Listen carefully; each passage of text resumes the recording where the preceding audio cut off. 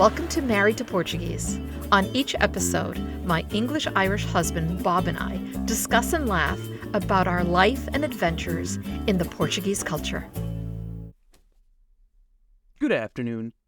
Bom dia. Bom dia. Bom dia. Maybe that's the opening we have from now on. Oh. Bom dia, everyone. No? But you say it better than I do. Yes. Well, you have to keep practicing, Bob. You have to keep practicing. That is your goal. That is his goal for the year, is to, Yes, I'm reading a book right now off of a special app, and there are settings. So the book is in English, but you can hit settings, so every 20th word or so they put into Portuguese, just to get you used to the words. And when you don't know what the word is, you just touch it, and then it gives you the translation at the bottom, and you can hear the translation as well. Interesting. You know what's really confusing? What's that? Is the translation sound nothing like the way you pronounce them. Oh, okay. Here we go. We're going down that road. I'm not making an accusation. We're going down that road. Well, the whole thing is, and I always apologize. I always apologize to everybody. The Portuguese language for me, well, first of all, it's beautiful. It's a beautiful language. It sounds beautiful. The only thing I can say is that, I didn't go to school in Portugal for it. The Portuguese that I know is from home. You learned it in the street. I learned it in the streets. Rough and tough streets. Yeah. Yeah. Own it. Yes, I do own it. But whenever I speak to someone who is very eloquent and proper with our language, Which is what I aspire to be. Okay. I always apologize. I'm always like, I am so sorry. Correct me if I'm wrong. If I pronounce something incorrectly, please correct me. So I'm always very open to that because I know that the language is beautiful, and I know I don't know the specific conjugating of verbs and stuff like that I mess up. And a lot of it is slang, so I'm sorry. That's what it comes down to. I'm so sorry. It's okay. It's just not helping me. It's not helping me. So when you ask me something, I'll say the word, and you'll be like, "No, Maria, that's." Well, yesterday the word was Moliere. Moliere. Yeah, Moliere. Well, the way I read it and the way I hear it and the way you say it and that's not to say that you're saying it wrong. I may be hearing it in my head wrong. So the problem is me. Oh, we haven't ruled that out. We have not ruled that out. The segue from this. Yes. Hundreds of people are writing to me. Hundreds. Asking. Don't mock. That's not nice. Okay. About our children. Yes. Did we teach them Portuguese? Mm-hmm. If they're Portuguese and English Irish, how do they identify and all that? So, no, they don't speak language. They don't. They speak English language. They don't speak. They don't speak language. Portuguese. Once again, my I think I've mentioned this before. My two sisters married two brothers, and my parents were alive at the time, and all of my nieces and nephews grew up in a home that they spoke Portuguese in. And then they were around my parents all the time, and my parents would speak Portuguese. So they picked up the language. Again, this is something where, they can understand it. They can speak some words, no problem, but they understand it. Your nieces and nephews. My nieces and nephews. But then, there's almost a age difference from my sisters and I, almost a 10-year difference between my older sisters and myself. So when we got married, and he doesn't speak Portuguese. So our home became, at home we were speaking English, and then with my family and my parents and all this, I spoke Portuguese. And then we started having our children, and Erica, our oldest, is the only one who really, up until 8, 9 years old, was around the Portuguese language of, having my parents around them and all that. But then when our girls our twins were born, we were living in our own home. We weren't living in the apartment above my parents, and it was just English at home. And my parents now were getting older, and then they passed away not too long after, so they were not as immersed in it as my nieces and nephews. But I get help for it all the time from my family in the Azores. You didn't know what word to say there. Yeah, I was going to say something else, but we're trying to keep it, Family rated. Yeah, they do tell me like I was a bad mom for not teaching them Portuguese. And this is particularly the relatives not in the U.S., the relatives in yes, back in the motherland. Yes. So I do get that. I do get that. They got a valid point. They do. I mean, they do and they don't. Because as I said to them, I always tell them, at home, I'm not speaking Portuguese. You wouldn't understand the language. So it was always English. And then to be around my parents, yes, they'd hear it. But then when they passed, it would be sometimes several months before I would be speaking Portuguese to anyone. And we weren't involved in all of this until the girls were in middle school or high school. Correct. By then, they weren't hanging around with us. So we went to Portuguese events. No, they weren't hanging around with us anymore. No. But how they identify themselves? Well, they're all dual citizens. That's good. They are all dual citizens. And they did it on their own. It wasn't like I said to them, you've got to be a dual citizen. You are, even though they grew up hearing from me, you are half Portuguese. Don't ever forget who you are and where you came from. That was always a thing to them. And it was a very proud moment for me. I'm going to start crying now because they were like, yeah, we want to take that citizenship. We want to have that dual citizenship.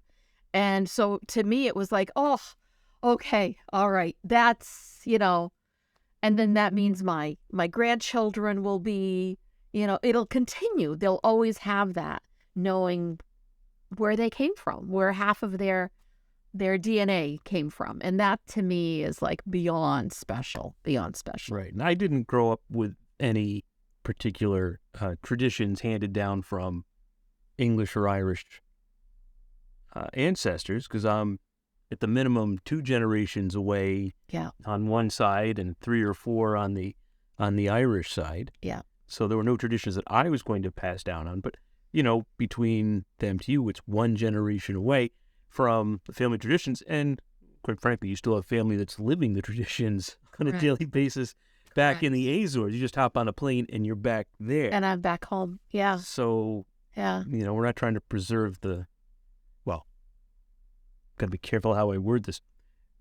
We don't have to preserve the culture because the culture is there. We're trying to preserve their connection to the culture, right? That's kind of the difference. That is. Save that connection. Yes, because it's an important connection. And for me, when I speak to people who are 2nd, 3rd, 4th generation, and they say, and some people have never been back, but they still feel that connection to their ancestors. I am blown away by that. I'm like, oh, I love it. I just love it how that's still like in there. It's in our DNA. You cannot escape it. You can run but you can't hide. It's in you. It's in you. And so I love hearing that. And that's what I hope will continue once I am long gone, is that my daughters will continue in that, because they love going there. Yeah, I mean, they love it. At the least, I think they will, one of the 3, I don't know who, but at least one of the 3 will probably maintain that connection and want to go back to the Azores and visit. I think all 3, baby. Yeah, but it'd be nice if at least one did. I'm shooting for all 3. Do you hear me? I'm saying, if we could have one that's interested, And, all three love to cook. So, They do. I think when they have more time, when they're not raising babies and Growing their busy in their careers. career, just Yeah. like we were when we were their Yes. age, we just didn't have time to You're absolutely right. do that. You're So absolutely right. they'll be there. But the challenge is going to be connecting to a community. They could do the individual stuff in their households, but staying connected to a community. That's why I think, like what we see happening with the feast there at Madeira Field. Madeira Feast, the Blessed Sacrament. Yeah. Such an amazing community of people, and it's what John and Steve were saying. They're third generation organizers. It was their grandparents, their parents, and now them, and their cousins are all involved, and the community is active. Yeah. Right there, and that needs to be preserved. And good heavens, I mean, I think the feast gets bigger every year, which is It's incredible. hard to believe. It's incredible. But in the meantime, if we can support the artisans that we're meeting on our show, and the restaurants and the markets, and that's a great way to keep it going. Great way to keep it going.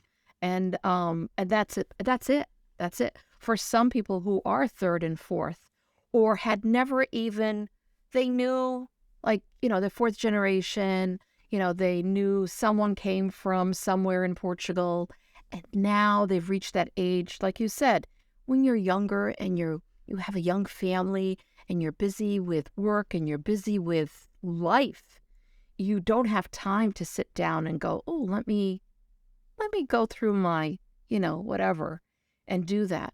But for those that I hear who are younger and are making it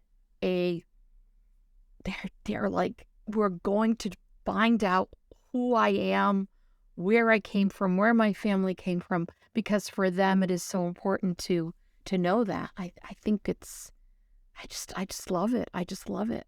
And that's why I don't think it'll just keep going. And I think if more people kind of raise that flag of, this is who we are and we need to be proud of who we are, whatever that is, it's so important to never forget who you are and where you came from. Yeah, but I mean, regardless whether it's Portuguese or Italian or French or Chinese, it needs to be accessible. Yes. Right. And I think that's where the show was so important. Yeah. Maria's Portuguese Table, season 2 now. Because it exposes the culture and the people and the traditions and the food, and that's great. And, it's not, I mean, the population of Portugal now is like the same size as Massachusetts or something like that. It's not a big culture. Yeah. And certainly the biggest outpost would be Brazil. They've got their own culture. Correct. So it's hard to learn about Portugal, the Portuguese. The more you read about it, the more I read about it, the more fascinating it is. And what's in all that, I've had some people say, it's such a small country. There weren't that many of us. Who said that? That's so incorrect.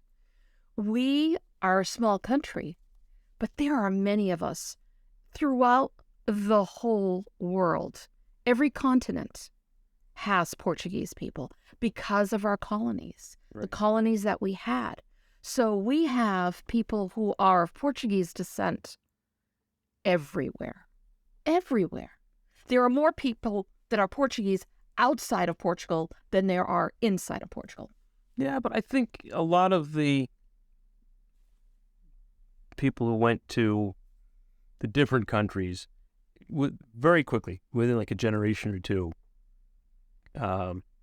assimilated. That's the word I was looking for. Yeah. Assimilated in. Yes. And makes the communities harder to find. We see it happening here in our own community. Look what we witnessed in Provincetown. The community's gotten so much smaller. Right.